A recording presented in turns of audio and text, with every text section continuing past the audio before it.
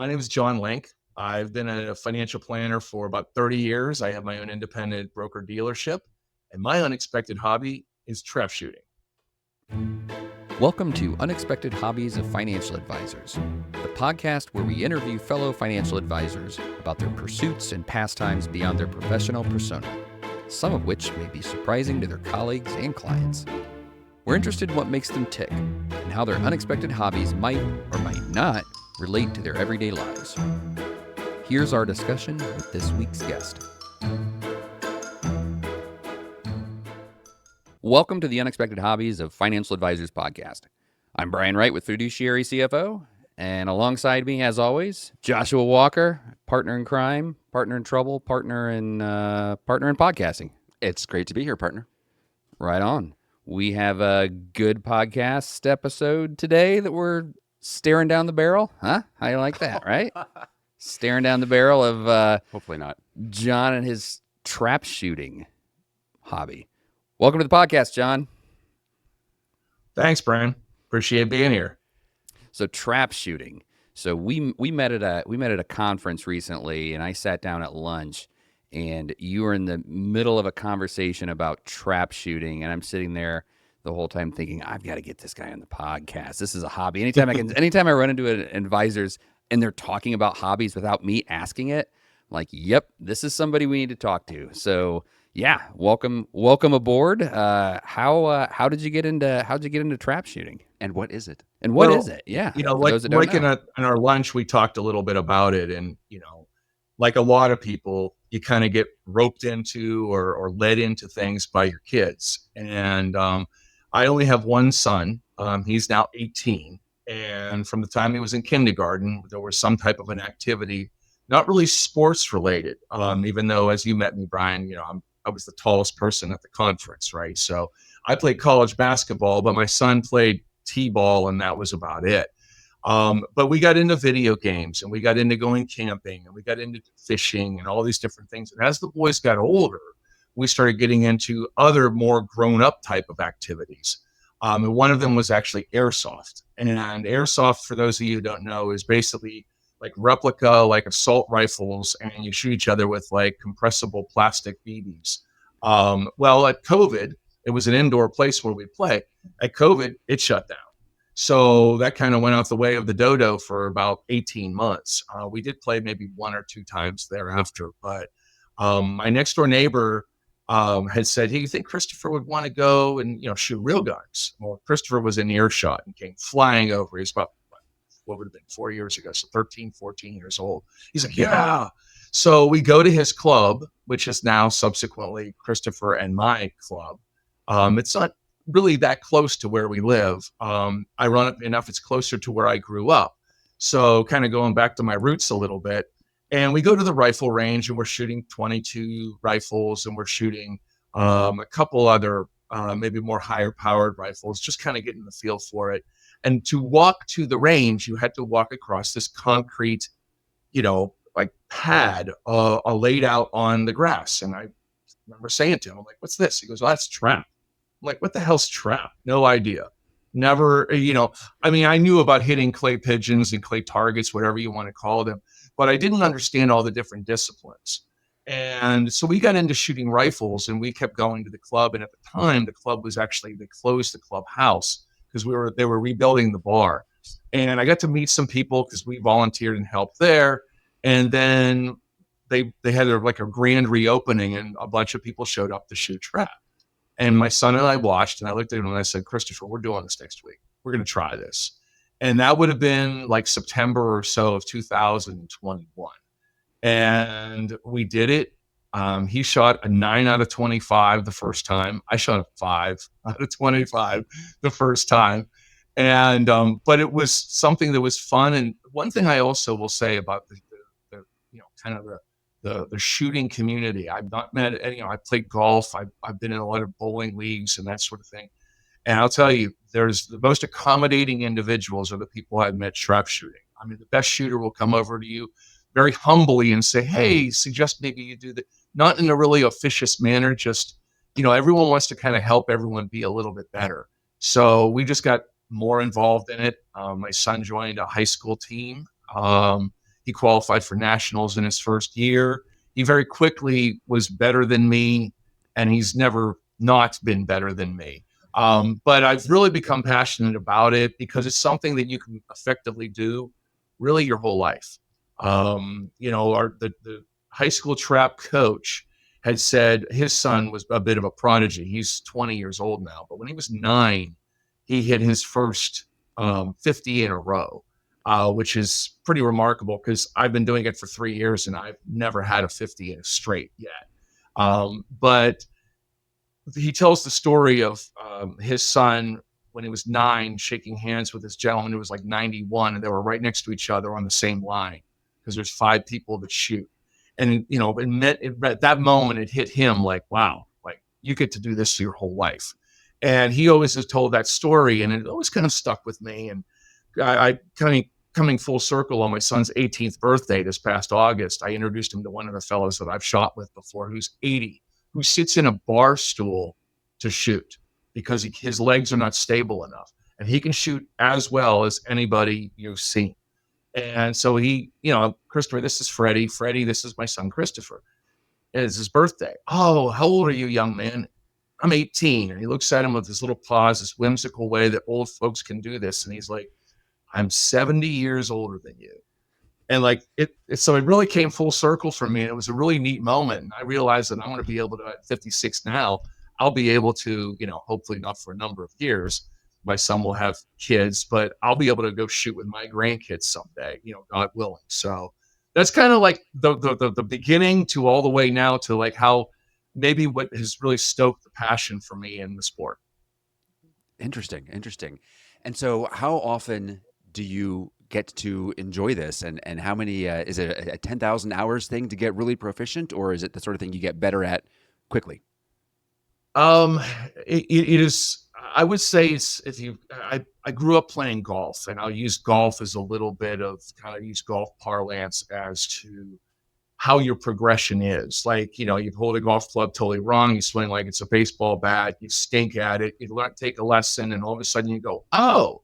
But then to be a little more accurate, then it takes a while, and then all of a sudden you're more accurate. But then so your scores go from 110 down to, oh, I broke 100 to I'm in the 90s most of the time, but I've only broken 80 once or twice, or broken 90 once or twice. Then, so I think it's kind of that way where there are some people where just naturally with trap shooting, one, my size is actually a little bit of works against me because there's just so much of me folding my arms up, my ridiculously long neck.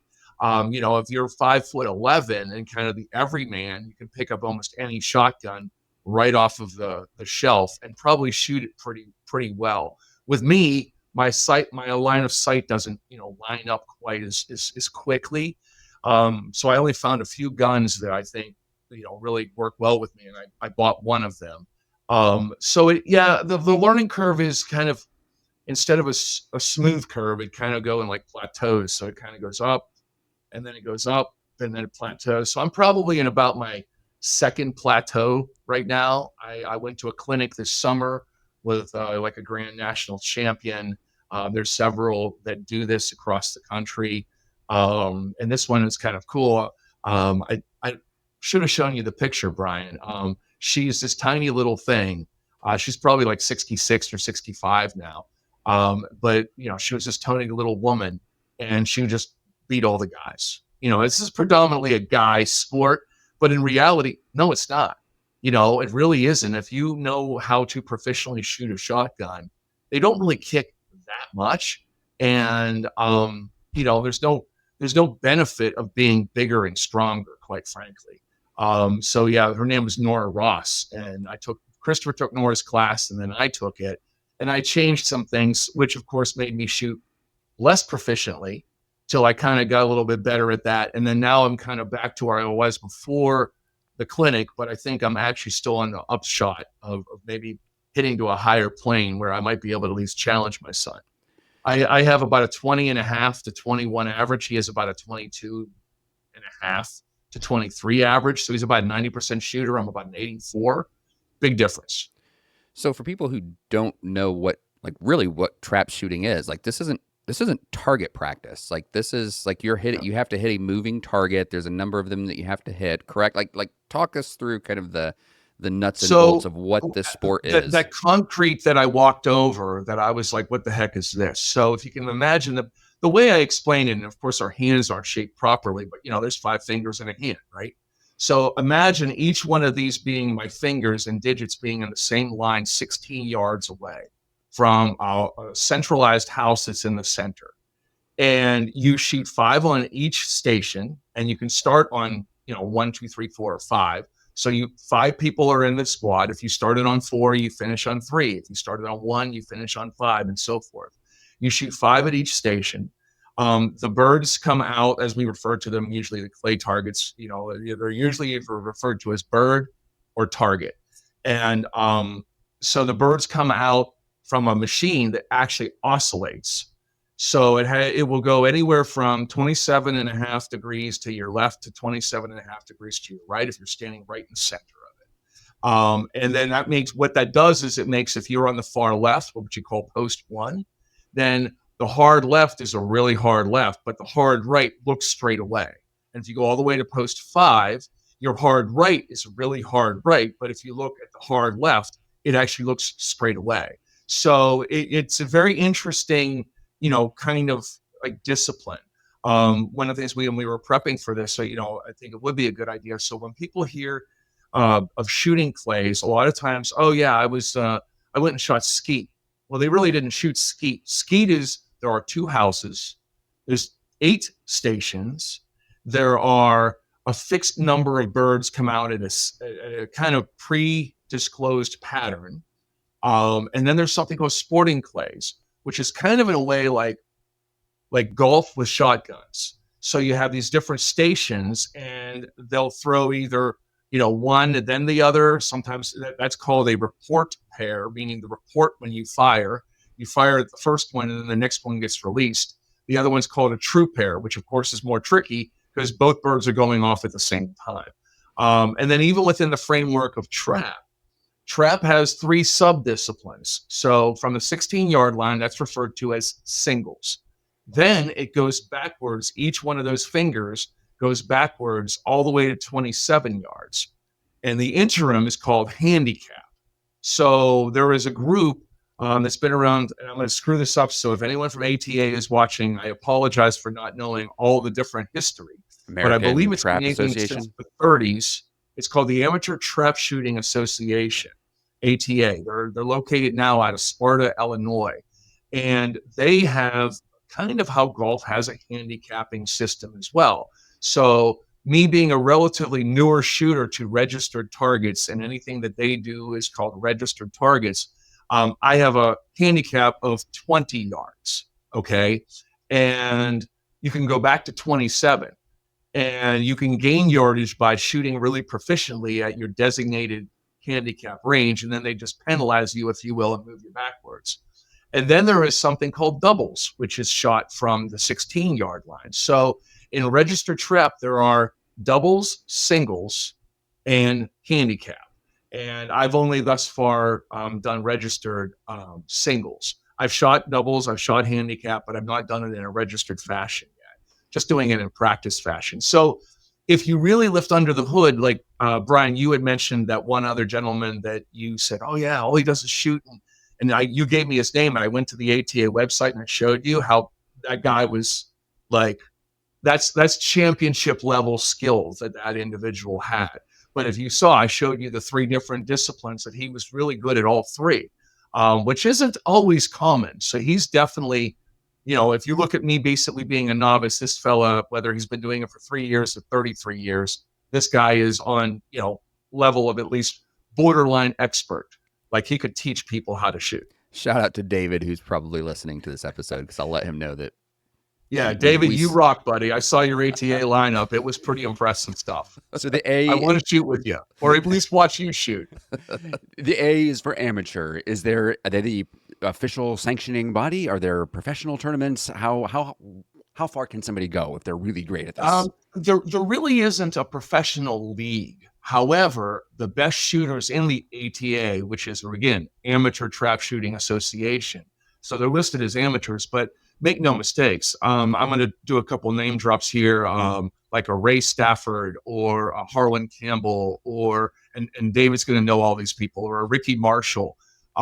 They are pros in the sense that they have tons of sponsors. They do their own podcasts, and they have won grand national titles multiple upon multiple times. And I had mentioned Nora Ross, who she's retired from competitive shooting.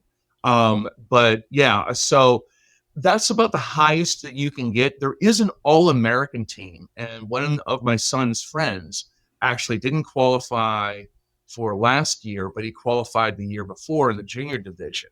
And they only have 10 on the first team and 10 on the second team, and he was like midway on the second team. So he was basically like ranked 18th in the nation as a junior shooter. And then one of the kids who was third last year, he actually won the high school shooting championship that my son goes up to in Michigan. And his name, I'll throw a name drop here for a young lad. I never met him, but his name's Landon Sievers. And I watched him not miss for an entire weekend in the summer of 23. And it was utterly amazing how good he actually shot. I mean, to the level that he could compete with anybody in the world at that discipline on that level of skill set. Are there international championships that the Well, American team goes? there is a lot of it. There are a lot of international shooters, but then when you look at the Olympics, Olympic trap is a slight derivation away from American trap. Of course. And here I'm going to again screw myself in terms of not knowing some of the evolution of how all this took place, but I believe the international / British version of trap and the American version of trap are slight different derivations. So Olympic trap, one of the clubs that I shoot at does have what's called an Olympic bunker trap system, which is really amazing. The birds go far faster. They don't oscillate, but you don't know which ones are going to come out when. So you don't know those sequencing, but they're always in the same pattern, or I should say the same path would be a better way of saying it. So yeah, it's really, you can get really, I mean, I've shot sporting clays where it was so hard, and guys who were really good told me afterwards, like, oh yeah, that was set up really hard.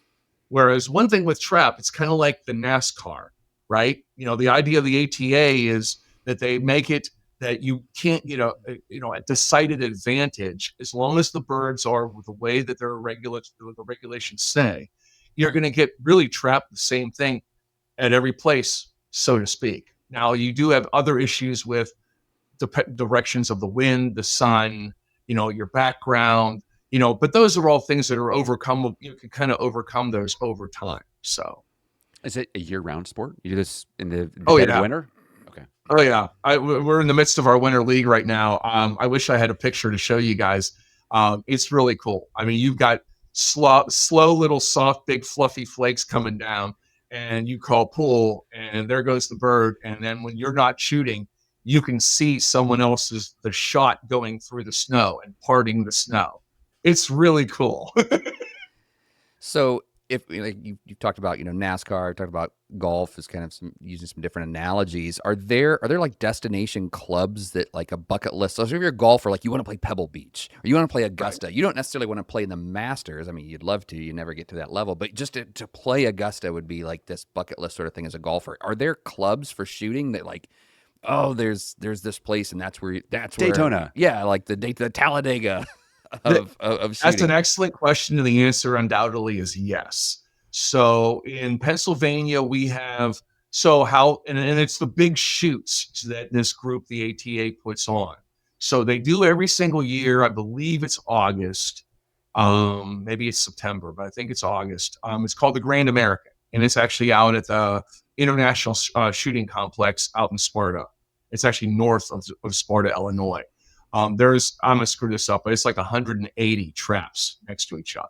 Now, we shot at Elysburg, which is the state shoot for Pennsylvania, or one of the state shoots for the Pennsylvania Shotgunning Association.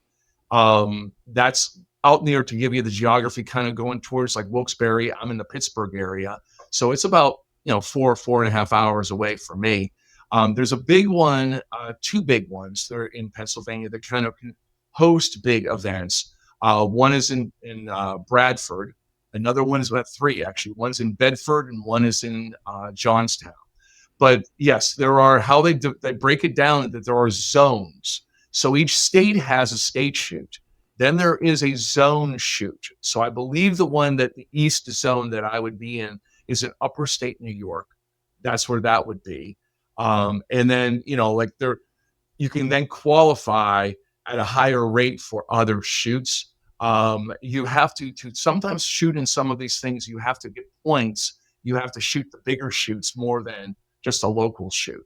So yes, there is an element of that. And have I gone to any of those yet? Just I've watched up at Ellisburg, and I've watched at the Michigan, the MTA, the Michigan Trap Shooting Association's big area in Mason, Michigan, which is kind of in between Lansing and Jackson. If you know where we mentioned NASCAR, if you know where the Jackson 500 is, or the Michigan 500s in Jackson, Michigan, are right near it. Kind of north of that, halfway in between that and the state capitol in East Lansing. That's where that is located. Is this the sort of sport that ESPN has tried to make televisable, or is it just not translate to the screen? It remember when the NHL tried to have the little streak on the puck so people Yes. could follow the puck? I think, that went away a little bit because we ended up getting, high definition television. So it's a lot easier to see the golf ball. The cameras are a lot better. They're all shot in like 4K, that sort of thing. So you're able to see that a lot better. Trap, unfortunately, I've watched the Olympics. Even when I watch videos, I will literally do one of these. I'll put, I have a sizable screen here from my computer, right? So then I'll put it on, maximize the screen on YouTube, and then I do this, like trying to, because the birds move for singles. They are between 40 and 44 miles an hour, 41 to 40 for registered targets. So for the most part, you're going to see them between 38 to 40 miles an hour. You can see the orange bird, but you really can't see when it blows up. You can't tell if they just got a piece of it. If they disintegrate it, sure. So it's not as translatable. If you've ever watched the skeet and the shooting sports in the Olympics, we tried to watch it this past year.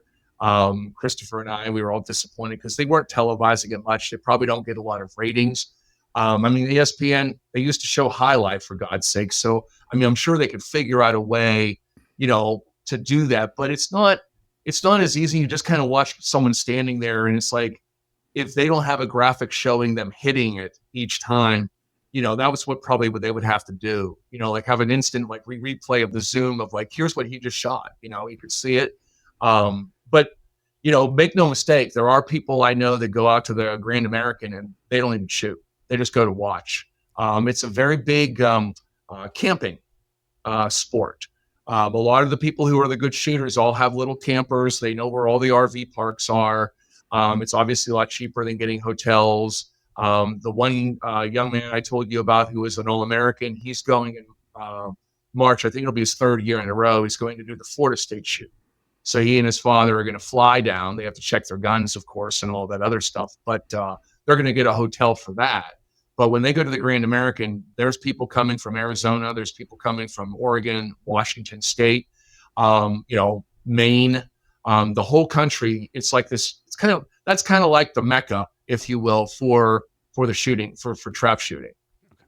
Is this something that if somebody's good at it at high school, can they do it in college? Are there scholarships? There is actually the same organization that organizes the high school league has a college league.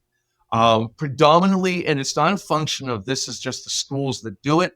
It's just that this is the geographic location of where this league is headquartered, which I believe is in Minneapolis or more rural area, like a Rochester, Minnesota, or something like that.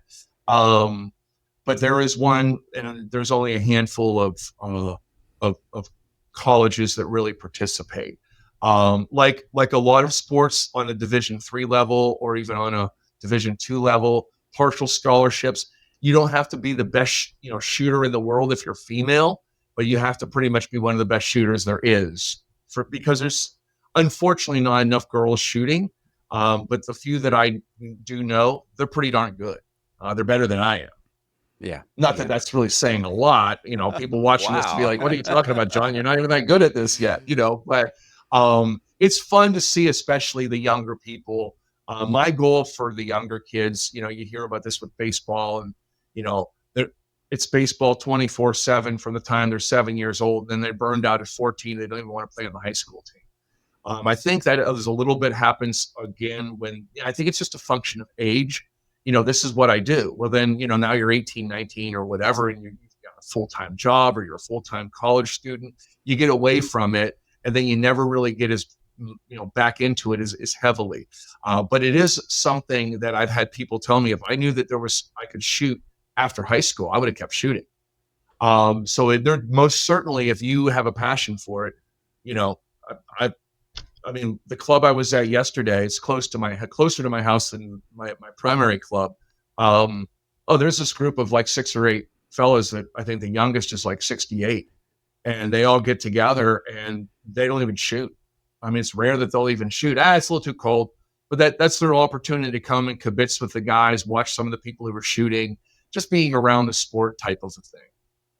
I've heard that student athletes might be great at a sport and then they hit some sort of growth spurt, something changes on their body, and all of a sudden they're no longer good. Did your son, who got into it at 13, coming from very tall stock, did he have plateaus that he hit where he had to He's relearn how to probably shoot when stopped he growing shot up? already, so he's going to be okay. But he did have one bump in the road.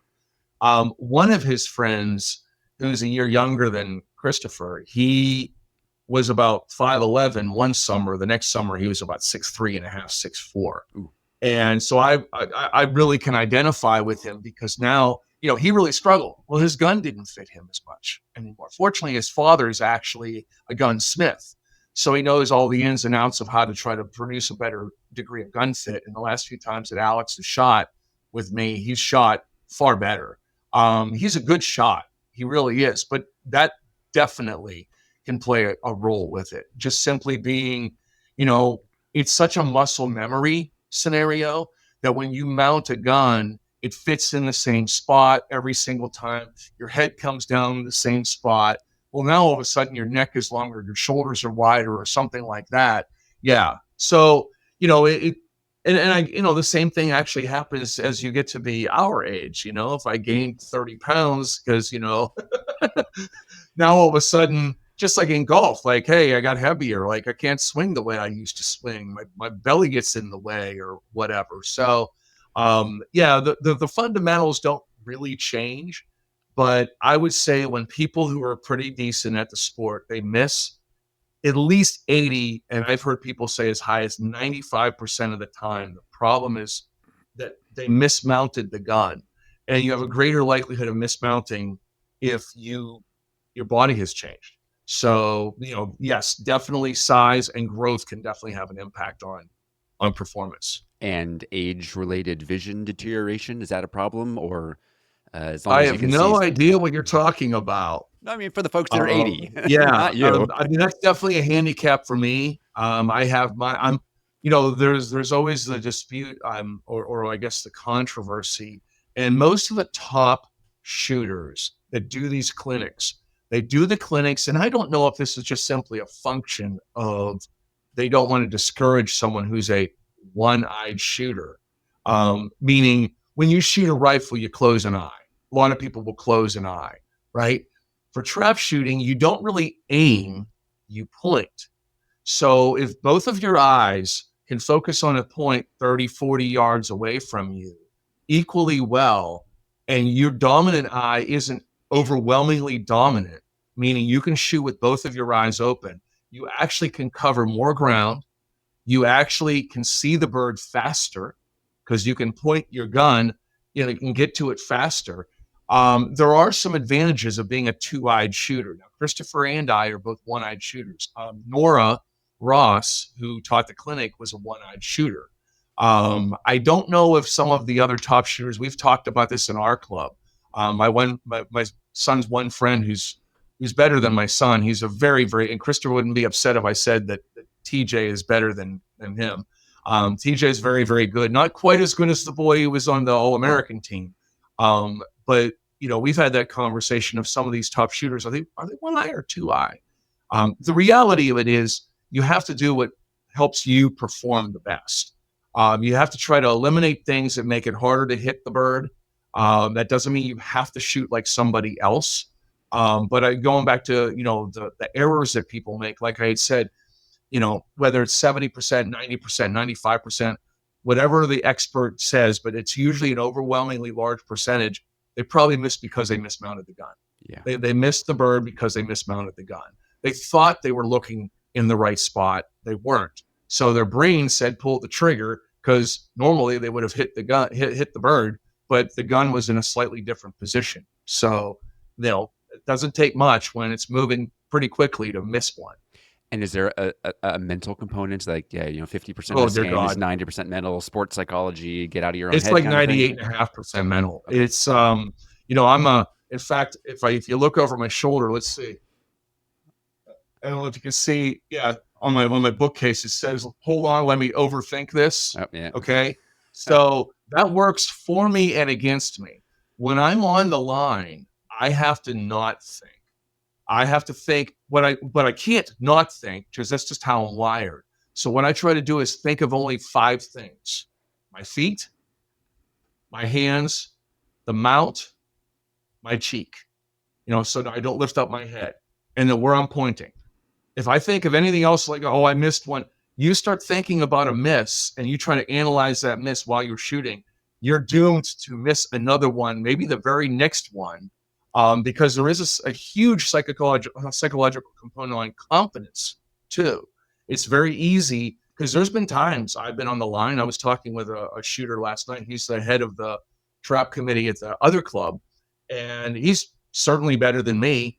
And we were on the same team for the fall league, and he had a horrible, he shot like a 15 or a 16. Now, for me to do that, that's bad. For him to do that, like, what the hell happened? And so we talked about it, and it was like, he's like, yeah, because I felt like I never did it before. Like, I had no idea. And that's where you really, and if he would have been able to try to push that away, maybe he only misses 4 or 5 instead of 8 or 9. Yeah. So mental is, and the best shooters will tell you, because it's such a grind. It is a grind. You hit 1, 2, 3, 8, 12 in a row, and you're just decimating them. And you're like, this is easy. And all of a sudden your mind wanders, and you forget one of your steps while you're mounting the gun, and boom, you miss one. And then you admonish yourself, kind of, metaphorically kick yourself in your own butt, and you're like, what the hell? So I think for me, that's kind of the fun challenge of it. And then having to deal with that, yes, my vision is probably going to continue to get worse as time goes on and stuff like that. So it's one of those things where, I'm in a fortunate position because I'm good enough that I can shoot in some of these events, but I'm not going to have to be paired up against the top shooters. I'm in the classification, so they actually have AAA, AA, B, C, and D. I'm a D. Just like Bob. Which is kind of a relief, because then when they pair me up with the other Ds, it's like, oh, wow, like I finished 8th in my class out of, 28 or something like that. That's not that bad. But if you look at where I finished out of, 500, I finished 483rd or 68th or something like that, right? So, like, that would be demoralizing. But to go, I'm 8th out of the 28 that were in my class, and that's why they do that. The association is designed to just promote the sport, and make it kind of really like translatable, regardless of where you are, with these specific rules of how the birds are supposed to fly, how fast they're supposed to be. There's also rules on the types of shells that you can and cannot use. Obviously, if you're going to go turkey hunting, if you've ever shot a shotgun, Joshua, and you shoot with one of my reloaded, that go about maybe 1150 to 1200 feet per second, boom, oh, that wasn't so bad. Let's put a turkey load in. Boom, and you feel like you have to pick your shoulder and the gun up because it's so much more powerful. Like trying to shoot 25 of those, let alone 100 of those, you would even the most proficient shooter would probably be sore after that. That was going to be my next question. So You go to the driving range and 100 is a lot, and pitchers have a pitch count, and I can't bowl more than 2 frames. When you're out doing this, how many is a lot, and what gets fatigued? What are there injury risks? What makes a long day? not really injury risk, but fatigue will most certainly set in. And that's another part of when you want to do this competitively is you have to build yourself up because in a big shoot, that's just a 1 day shoot. You're going to shoot 100 singles. You're going to shoot 100 handicap and you're going to shoot 100 doubles. So it's 2 rounds of doubles, 4 rounds of handicap, 4 rounds. So you're shooting, I mean, that's a lot of boxes of shells. That's 12 boxes of shells you'd go through in a shoot like that. I know without question, if I were to do that, by the time I got to the end of it, my proficiency would have dropped. So there's a kind of cool element there. I wouldn't say that there's any increased degrees of safety because really that's more commonsensical once it's explained to you.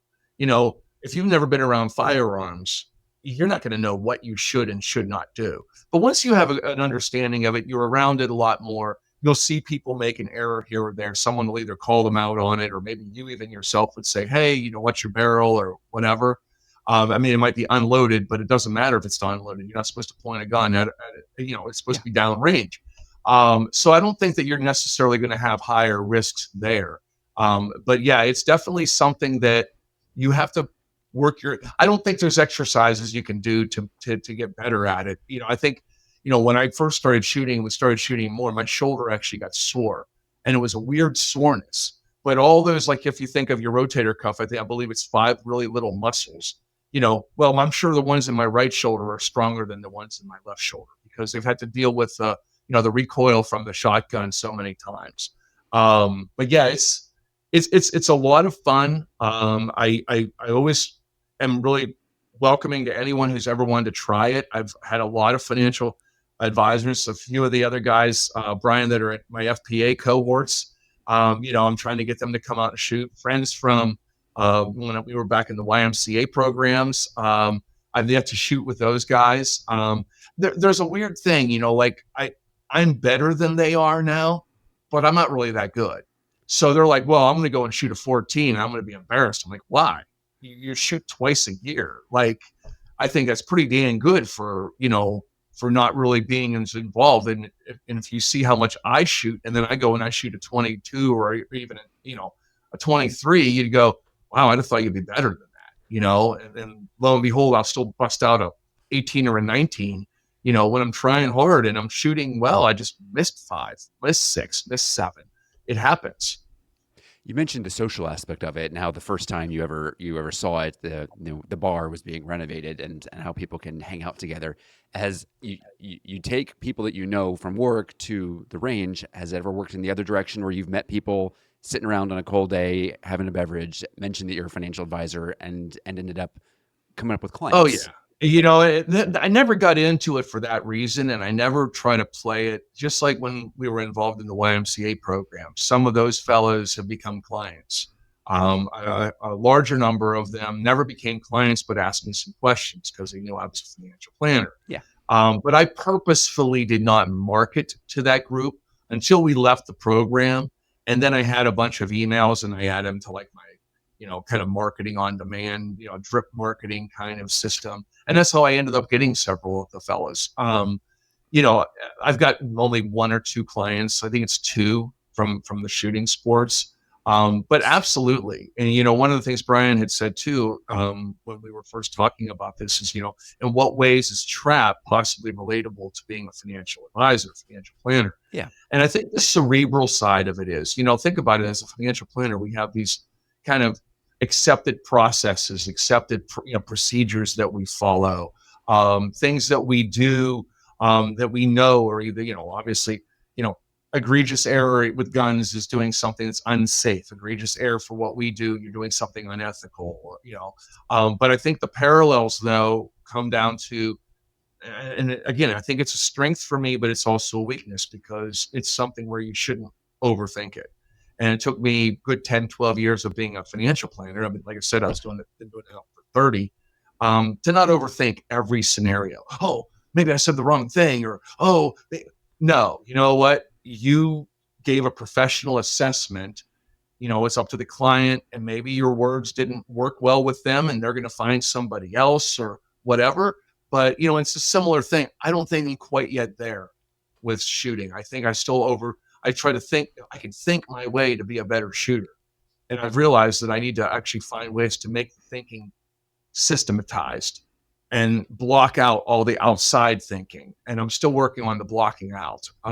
People will wear blinders on their glasses, not for any reason other than if you are about, to shoot and someone to your, now I close my left eye, so I'm not going to see someone to my left, right? But if I'm on posts 1, 2, 3, or 4, there's someone to my right.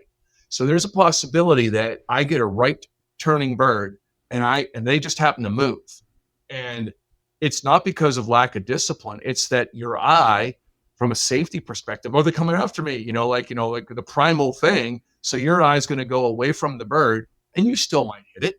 But the idea is everyone knows the more that you focus on that thing and stay with it and pull the trigger and keep the gun moving the whole way through the shot, follow through, that is, kind of limiting the amount of opportunities you have to miss. So it's a similar thing there too, trying to block things out is, metaphorical as well as it is, in reality.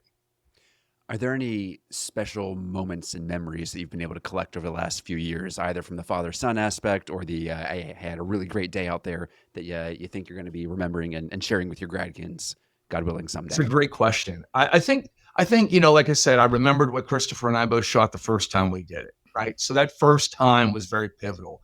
I remember the first time, I don't remember specifically for me, but I specifically remember it was only after 2 weeks, Christopher shot and hit 20 out of 25. So to hit 20 was like, wow, we're going to hit 20. Yeah, two-handed. I remember his first 25 straight. I remember my first and second because I've only had 2 25 straights. So Christopher's had 70 at this point. It's kind of ridiculous, right? I remember his first 50. I remember his first 75. He's yet to hit 100 straight. And when they say 100 straight, he's had 103 straight. But, he missed the first one, hit the next 24, ran the next 75, and then he missed in the second station of the next station. But in trap parlance, when they say you've run 100 straight, it means you went 25, 25, 25, 25. Yeah. I do remember one of my more comical ones before Christopher ever had his first 50. We were at a different club and it's a really fun place to shoot. We got to know everybody. The fella who runs it, he's 76 years old. He's like a legend in the area.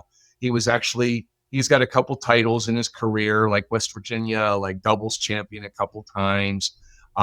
He's the one he has all the reloading supplies you can buy from him. You can buy the clay targets. Different clubs will buy the clay targets from him. So all kinds of, he's really entrenched. And Christopher was to my right. I started on 1. He started on 2. He had just run 25 beforehand. And then we both ran the first 20. So he goes, and when you go from 5, it's called walking, and you walk, safely behind all the other shooters, and then you go over to 1. So then I move over from 4 to 5. He goes from 5 back around everybody to 1, and this thought creeps in my head. I hit the first one because I was the first one. When you start on 1, even when you're on 3 and 4, you start the round. You're the first shooter each time. Oh, sure. Yeah. And so I hit the first one. Christopher hit the first one.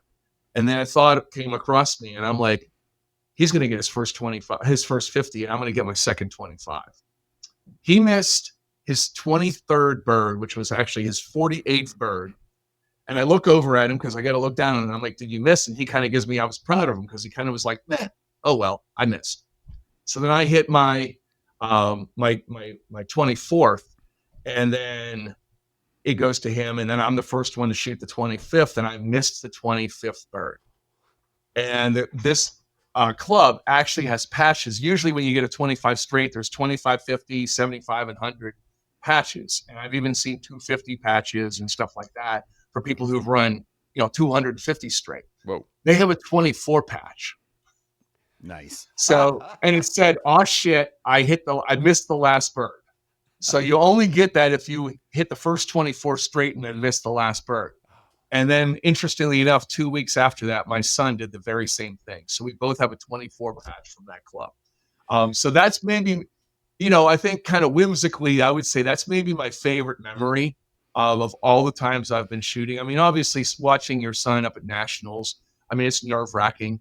I mean, it really is. When you go to these big shoots, there's 40, 50 trap fields right next to each other. So you just hear the reports of all these shotguns up and down the line, pop, pop, pop, pop, pop, pop, pop, and you get used to it pretty quickly. But then now you have your kid go up there and they're by themselves. And you're just like, it's the most nervous I probably, kind of like, I guess, if your kid plays baseball and it's like bottom of the seventh in a high school game, one on, your tie score or one down or something like that, 2 outs, and you're just don't let him strike out. Don't let him strike out. Kind of the same thing. I just wanted Christopher to have a good shoot. And fortunately, he's not shot as well as he's wanted to in that shoot, but he's not embarrassed himself either. The first 2 years he was above his average. Last year he was slightly below it, but is because his average had elevated, and I think he expected a little too much of himself. So, getting back to that mental aspect, I think that's what makes it special. I think that's what makes it fun, because you're always you're going against yourself. And when you're on the line, you can trust me. I've seen T-shirts with like 63 different excuses, just all like, put on the shirt, like, oh, the sun was in my eyes, the birds are too fast, the birds are too slow, my shells were bad, all these crazy excuses. But in reality, there's nothing that can help you. You are by yourself on that line, and you have to control your emotions. You have to control your mindset. You have to just go and do the work that you need to do. And boy, it is fun when you break them all, or you break, most of them at least, and you feel you walk off the line and you're like, yeah, 23, like, yeah, I dropped those two, but I was dusting those things, man. It's a really cool feeling. Kind of like, to use golf parlance again, it's not just sitting on the tee, like, okay, you're a little bit behind a tree. You're going to try to hit a low, low runner onto the green, and then you pull that shot off, and now you're walking the long walk with your putter in your hand, and you're like, oh yeah, like, and that's the shot that makes you want to go back and play golf again. And it's a similar thing, I think, with trap. One thing about golfers, the golfers are notorious for is equipment creep. Boy, if I just had a newer driver, I'd just hit the ball a lot further. It sounds like this could be a sport where you could have some equipment creep. I think when you're a beginner, yes, I think, but when you get around more and more shooters and you see some of the best shooters, so to throw out some name drops, some of these names, one of the biggest names is probably Browning. And that's one of the, I would say, lower level, really good guns, because they're only $4,000 or $5,000 for a really, really nice, Browning 725 or something like that, or like a Silver Pigeon, which is a Beretta. Those are kind of like the sought after, like the Cadillac version guns, but they're not the supercars. A lot of people will say that Krieghoff makes the best barrels out there, and they make the best. Some people will say they make the best guns, but it seems a lot of times the people who say that, they have a hat that says Krieghoff on it because they're being paid by Krieghoff to, But I think there is an element of that, but you'll also see enough shooters that have a $600-700 gun and they're beating everybody. And well, why do you shoot that gun? Well, because I'm beating all you guys. Why would I get a new gun? So I think it's more of the beginners think I'm like golfers. If I just had the right equipment, I would be better. And then the phrase I always say is, hey, I don't know if we're allowed to say this in 2025, but I don't think it's the arrow. I think it's the Indian. It really comes down to, you can go back to golf. I don't care if you get the most expensive driver out there, you're still going to shank it into the woods. It doesn't matter. Oh, I can hit it 3 yards further. Good. You're 3 yards further out of bounds, like it's deeper. So the proficiency is really, as long as the gun is sound, the barrel is runs true. The rib has not got any kind of, deformations to it. The gun fits you relatively well, better if it fits you very, very well. And gun fit is one of the biggest things that is still kind of nebulous to me. It's like a little bit of a mystery. There's all kinds of different phrases and terms of how you're supposed to be able to line it up. That works if you shoot like everybody else. Like, for instance, Christopher, he does what you're not supposed to. He aims. He's one of the best aimers I've ever seen. In fact, actually, and that's so he'll hit the bird sometimes later than a lot of other people because he's taking his eyes from the bird to the bead, the little bead at the end of the barrel. Bird bead, bird bead, bird bead. I when I went and did the clinic, I used to do the same thing, and that's where I dropped off, and I don't aim anymore. And so in some capacity that's helped me. In other capacities, it has hurt me. Like if you get a late recognition, and if the clay goes really hard left or right, and you start moving late, you're way behind that bird. So then to determine if you are actually on it, if you are not aiming, and this is where a lot of people go, well, how can you not aim? And I've had people tell me, well, why don't you aim on those and then just, point for the other ones that are the easy ones? And it's like, because you have to find a way to be consistent. You're in some capacity that might be helpful. Sometimes because of the randomization of that oscillation of the trap machine, you could go through and get 25. None of them were really that hard right or hard left.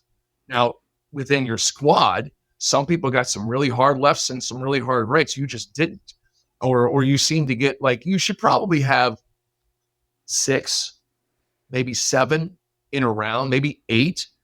We always think that there's more than that, but that should probably be the hard lefts and hard rights added up together. That should probably, so you figure about maybe 1/4, one third, 1/4 of your targets should be, kind of more of an extreme angle. And then the other ones would be there's the randomization. You might have 2, 1, and it might have been you were on a post where it didn't even really, bug you that much. Or you were, there's been times I've been on 1 and I got 5 hard lefts. I've been on 5, I've got 5 hard rights. And actually that's not even as bad as when you get hard right, hard right, hard right. And then all of a sudden your body muscle memory gets ready for that next hard right and it goes straight. So now you're way over here and you need to come all the way back over here. So that's what and that's the challenge that I think I enjoy the most out of it. And it's something I can do and keep my mind active too. Probably should have asked this many, many minutes ago. Can you describe what it is you're trying to hit? What I'm trying to hit? You mentioned that it was orange. You've called them birds. You've called them clays. You've talked about how fast they go. How big are they? What are they shaped like? What are we aiming or pointing at? So they are the standard ones, I believe, are 105 millimeters. So about 10 centimeters. Now they have, so it's not that big. It's about, put my fingers up for my camera, about like that. Okay. Typically they are orange. I have seen white ones. I have seen all black ones. I've seen, green ones that are more yellowish actually. Bright red. But for the most part, I'd say 98% of the time you're shooting, that color. Now there are in other disciplines, there are like the 95 millimeter ones or the 90 millimeter targets, which are smaller. Sometimes they'll make them that are really hard to break. So one of the rules in a registered shoot, like at my club, if I'm scoring and I see the direction of the bird and I know there's no wind really out there and I didn't see a chip come off, like a little piece of orange comes off, but the bird keeps moving, I still might count that as a dead bird, as a hit, because we're being liberalized with our scoring. But in a registered, if I'm scoring, I'm calling that, and I call out loss. So you say lost if someone misses, and then if they think they hit it, they say, hey, dead bird, and then someone else on the line has to corroborate that for official scoring. So they have a process for that. But yes, they are, and they basically look like little frisbees is basically the best way to explain it, that they're made out of fairly brittle clay. And then they come out and they're spinning. They break more easily when they're spinning faster than when they're spinning slower. That's why some of the best shooters want to hit the birds as fast as possible, because if you only get a little piece of it, one BB could actually break it into many, many pieces because it's spinning so fast. Whereas once it starts to slow its spin and it's further away, the BBs are going slower and it's spinning less speed. So you hit it with one BB and it might not even produce a chip. So, there's a lot of physics and a lot of dynamics to it that if you really get into it, but I always tell people, going back to our equipment issue, hey, if it's golf, if you are lined up properly, you have good timing on your swing, you stay through the ball and drive the ball, you're going to be roughly somewhere around the fairway off of the tee, right? You might not be middle exactly where you want to be. We're not pros, right? Similar thing here with trap. If you missed it, you can come with a zillion excuses as to why. And one of the best ways to see this is when you watch really good shooters who shoot a lot of registered targets, like this David that you showed me. I showed you his scores. Um, have him talk about it when it's on a windy day. That's when the cream rises to the top. So someone like this fella David or some of the other top shooters, they pretty much expect to hit 25 out of 25 every single time they go out there. And then what happens? Well, they dropped 4 birds out of 250. That's pretty damn good, right? Okay, they basically had like a 98 average, but why'd they miss those 4? Well, if there's wind, sometimes it might be that they missed 2 of them or 3 of them in one round because it got really windy. They got a really difficult crosswind. If the wind is coming at you, the birds go up. If the wind's coming from behind you, they dive down. And it's really fun if you've ever thrown a Frisbee in the wind and you'll see it kind of like buffet, goes up, then comes back down and then goes back up. The clays will do that too. So I always say, if you're on the bird, you're going to hit it. If you missed it, you weren't on the bird. It's as simple as that. Now there could be other reasons as to why you weren't on the bird. But if you are able to stay and your eyes are locked on that thing and your body and your barrel and everything is all compact and together and you're staying with it, even ups and downs, you're going to hit them. One of my favorite rounds that I shot in the fall league, we shoot 50 and I shot a 44, which is a little better than my average, but not great. But I was really proud of that 44 because I shot with 3 other really, really good shooters and then one person who wasn't quite as proficient. And our scores were 47, 46, 44, 44, 42. There's 1 or 2 people below me at that 44. Yeah. And I was like, I shot my ass off there, but it was only a 44. It wasn't like it was a 48 or 47 or a 49, which would be great for me. Right. But it was because the wind was pushing them all over the place. And we were also on a field that I had a couple go up. And I asked a couple people afterwards and they're like, oh yeah, if the wind's coming in the right angle, it comes over the roof behind you. And then it actually rolls on the ground and bounces off the house and swirls. I'm like, you're kidding me. So it's almost like the wind's coming from behind you, but then it bounces and kind of comes back this direction. So now all of a sudden it creates this thing that's every once in a while a bird will fly up high. And I was getting used to them going down. Well, all of a sudden it went up and I'm like, what the? And I missed it, So I think that's what really, when you start to break it down, when you've hit 25, okay, I don't stink at this anymore. Okay, you have an average above 20. Not great, but you can hold your own and you can go to any trap field and not embarrass yourself. And that's kind of where I am now. But then the next journey is to go back to the golf analogy again. Yeah, I usually shoot 88, 87, 86. Well, how do I get down to 81, 82, 83?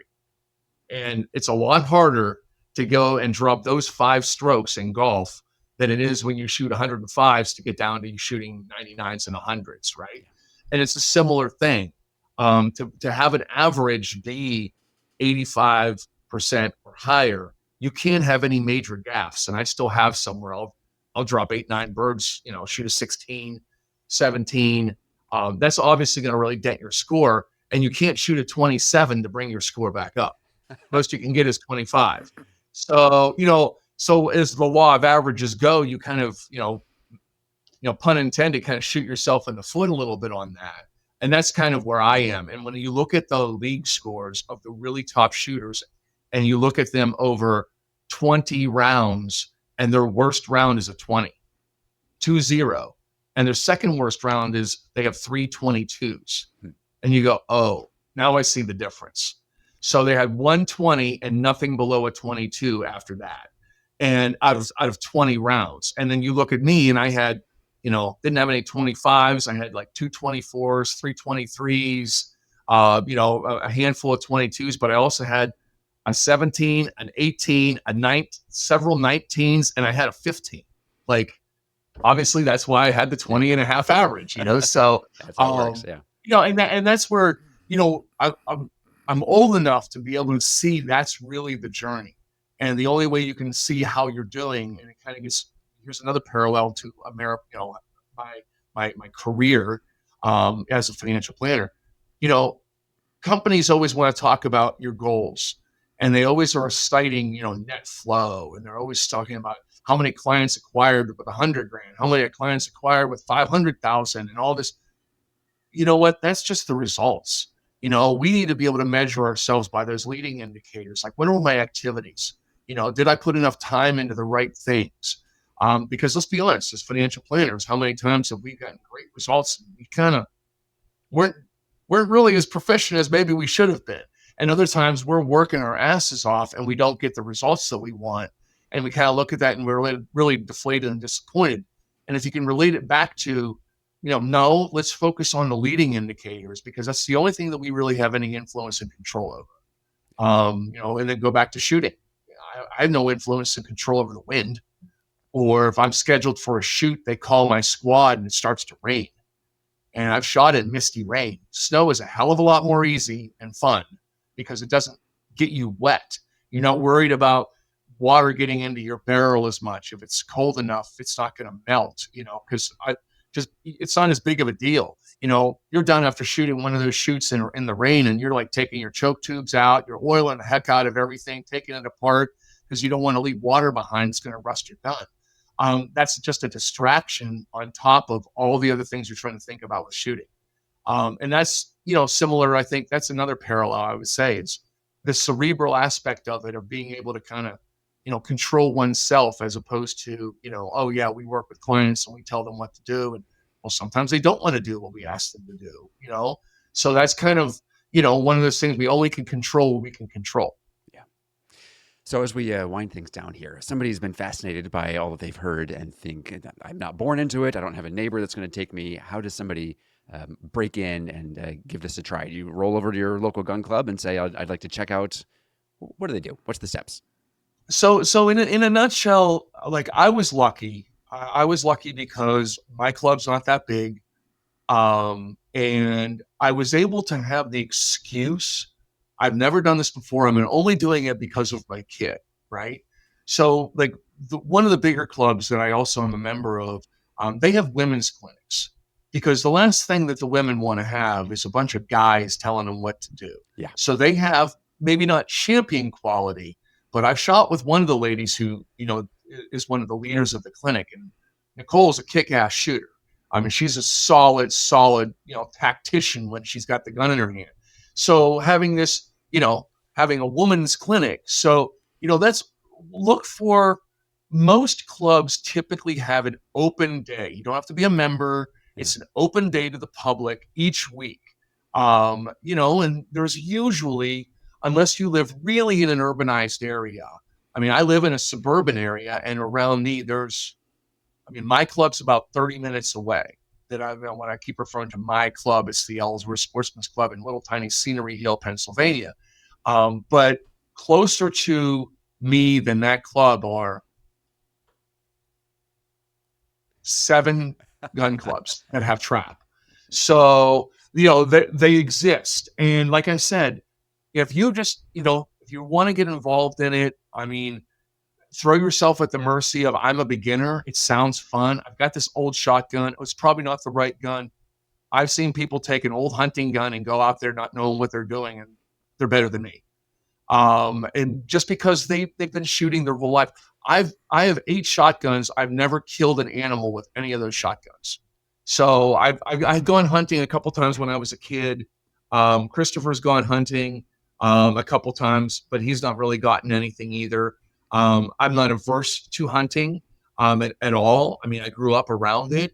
My family did not hunt, but but people who, when they were 7 and 8 years old, they're going bird and squirrel and small game and grouse and whatever hunting with their uncles and their families. Oh yeah, you're familiar with how to shoot a gun. If you're in that case, just go up to a club. Don't worry about what equipment you have. Make sure you have target loads and just watch people shoot and then ask questions. Most of the places where they're called trap masters. So in our club, actually, Christopher is the trap master. Sometimes they're called the trap chairman or whatever. They're not experts, they're not pros. But just like if someone comes to my club and they're a beginner, we love beginners at my club. And most clubs are pretty accommodating. They try to, someone will go out on the line with you, show you a little, okay, do this, do that, do this. I've helped people when I've been on the line before, or I've done that with some younger shooters or newer shooters. One was actually, in their 40s, and they're like, I want to try to do this. Like, come on, they're actually not bad. They've been shooting for about 6 months, and they're shooting usually in the higher teens. They're getting more proficient. There's a lot of little quirks that they have to work out that, and one of the things that Nora Ross has said in her clinics, and I have seen in a video called Trap Talk, which Ricky Marshall is one of the people on that, and he teaches the same clinics. They typically say things like, I'm not going to tell you what you're doing is wrong. I'm going to tell you what you're doing is making it more difficult to hit the bird. But the biggest thing they also always say is, you're not going to be able to watch a video with me or pay money and be in an all-day clinic with me and then all of a sudden go out and start breaking 25s left and right. You have to find your way with the instruction that you have. The only way you can do that is to have repetition. Yeah. Yeah. Sounds a lot like planning. Yeah. Now, I've seen in our industry where planners or sponsors a lot of times will actually do events, like do advisor events at a local gun club. Have you ever done that? Have you seen that? Is that something that more I've done it what one clubs do time. those things? Usually because you're kind of bottlenecked if you're all just shooting trap. And you usually have a lot of people that, you're going to disturb the other people who are shooting. So sporting clays is oftentimes where they'll do that because you're much more spread out. You're the only one shooting when it's your turn to shoot. So if it takes you a while, or you go out there and you're going to shoot 50 or 100, because that's usually the number that they have for sporting clays. If you're going to go out there and shoot 100 times, no one else, even in your group, is going to care if you get an 8 or 98. I mean, they'll be really amazed if you got 98, and they'll be, trying to maybe encourage you if you're really struggling and you only got 8. But sporting clays is oftentimes where they'll do that. You usually it's like a walk through the woods type of thing. Like when I say it's like golf with shotguns, you actually have different stations, almost like different tee boxes, different setups. There's a little bit of a scenic aspect to it. It takes far longer. A round of trap with 5 participants, typically 8 to 15 minutes, depending upon the pace of the shooters. Okay. Sporting clays, you're out there for an hour, hour and a half to 2 hours. And then you have, go have some, brisket or whatever afterwards. So yeah, that's where, and then they'll have, every single station will have different advertisers on it. You'll see little signs in the ground, just like at a golf tournament. Sure. Excellent. Well, this has been really fascinating, and I'm sure you got way more stories that you could tell, but yeah, I get a little long-winded. Sorry, guys. Yeah, no, we love having people on that really care about what they do and are interested in talking about it and getting other people involved. If somebody was interested in finding you professionally in the Southwest Pennsylvania area, where do they go to get more of John? Well, the easiest thing is, so my broker dealer is Ameriprise. So if you just put John Link, JOHNLINK, and Ameriprise in any Google or Bing search, you'll find my webpage there.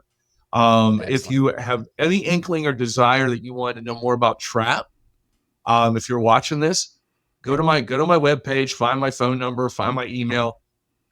I'll try to point you in the right direction. I've become pretty passionate about it. I'm one of the assistant coaches for the kids. It's just fun, watching them grow. It's more fun sometimes when I'm actually growing, but I seem to have stunted my growth a little bit. But so yeah, they can definitely reach out to me that way. And if you're in my area, you want to know about the clubs, especially in the area, let me know. South of Pittsburgh, I know of most of them. This past summer, Christopher and I called it like the trap tour, and we had several weeks in a row. And I know I burned myself out, but I would shoot Sunday, Monday, Tuesday, Wednesday, Thursday, Friday.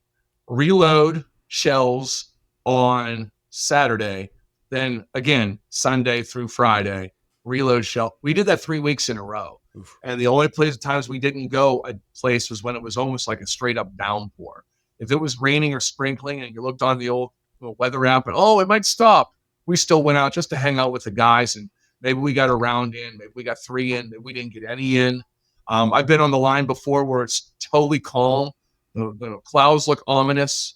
And then all of a sudden, you're on for the second round and like you get to the second station, all of a sudden the wind starts really picking up. And I mean, I've shot in 50-mile-an-hour gusts before.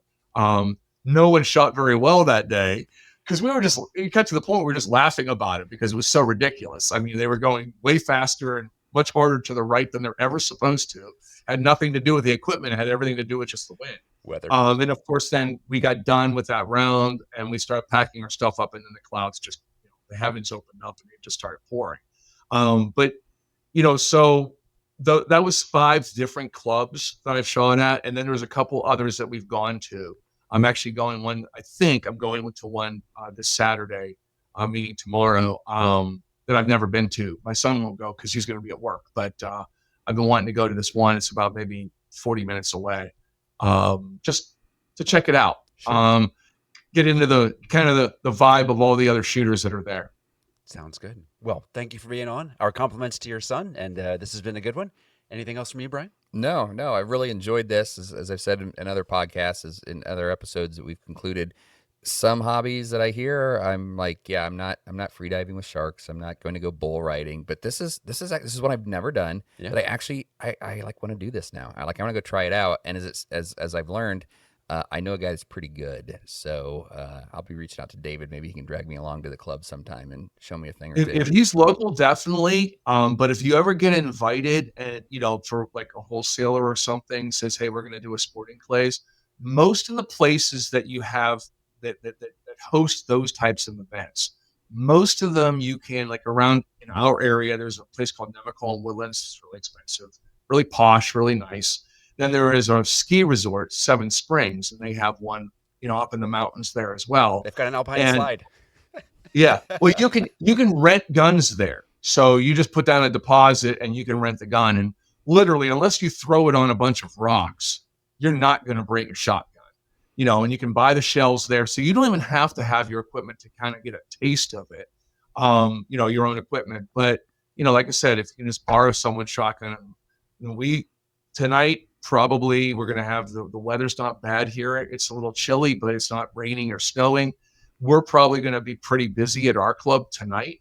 I'm going to bring 2 extra guns that I won't shoot, but just in case someone's there who doesn't have a gun, I loan them a gun for the round.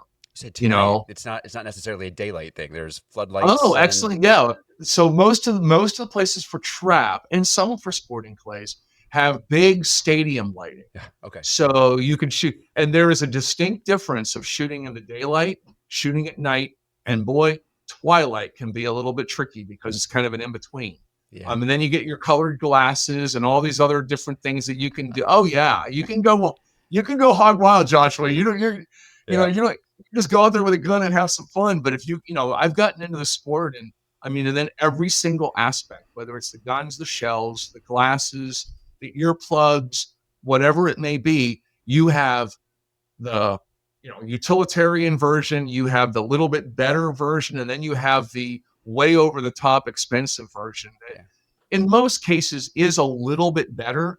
But to go back to a golf example, I always used to say when I was a member at a country club, Tiger Woods could have come with like mismatched clubs and broken the club record, at my club, playing it maybe one time, hit 25 balls with mismatched clubs, and he's just going to go out and be that good. Yeah. So for you're that good, the equipment's really going to make a difference. You're going to be good enough that difference will maybe, instead of getting a 96 out of 100 on average, now you're up to a 98 out of 100 because your glasses were more expensive and they were better and they were different kind of lenses or whatever it might be. But for the kind of recreational shooter, all you need is some kind of rented iPro, the foam things to go in your ears. In fact, I have one right here because I always have them around me because I've got, I of course have my own that I bought that are like permanent ones, but not throwaways. But yeah, you can look into it, Brian. And if you ever have questions, man, reach out to me. I bet our wives would beat us 9 times out of 10. Probably. My daughter's actually, she's a dead eye. We've Yeah. gone shooting with her before, and I don't know, we have, I guess we have hunters in our family. But she got that gene. Yep. She's I quite don't have good. that gene. I'm working as hard as I can just to not, pardon the crudity. I'm working my ass off just so I don't suck. Yeah. Right. Yeah. Shooting your ass off good, shooting your foot off bad. Right, exactly. Yes. All right, John. That's right. Well, this has been great. Again, thank you so much for your time and telling us all about your unexpected hobby, trap Thanks for shooting. having me on. Really appreciate it. Sorry for going over. It's been great. Unexpected Hobbies of Financial Advisors is brought to you by Fiduciary CFO, forward-thinking tax and planning solutions for business owners, like RIA firms and their business owner clientele. The opinions of Brian, Joshua, and their guests are for entertainment purposes and should not be construed as legal, tax, financial, or investment advice. You should know better than to take any of this content seriously. Thanks for being a fan of the show. If you were listening and thought to yourself, hey, I know somebody they need to have on the show, you can do something about that. Go to unexpectedhobbies.com/nominate and tell us who they are and what they do that's so interesting and unexpected. If we agree, we'll send them an invitation and we'll hope they say yes. Now it's unexpectedhobbies.com/nominate.